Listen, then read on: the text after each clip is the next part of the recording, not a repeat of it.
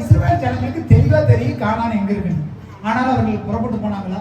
அவங்க நினைச்சிருப்பாங்க எதுக்குப்பா காத்துட்டு இருக்கணும், பாருங்க மேகம் எழும்பினா தான் போகவே செய்வாங்களா, அது போகலைன்னா எவ்வளவு நாள் ஆனாலும் அங்கதான் காத்திருப்பாங்க. இல்லையா? ஆண்டவர் சொன்னாதான் அவங்க கிளம்புவாங்க, இல்லைன்னா போக மாட்டாங்க. அது ஒரு நாள் 2 நாள் 1 மாசம் 1 வருஷம் ஆனாலும் மேகம் எழும்பினா அவங்க என்ன பண்ண மாட்டாங்களா?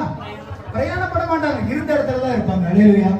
முதலாவது காத்திருக்க பழகுங்க.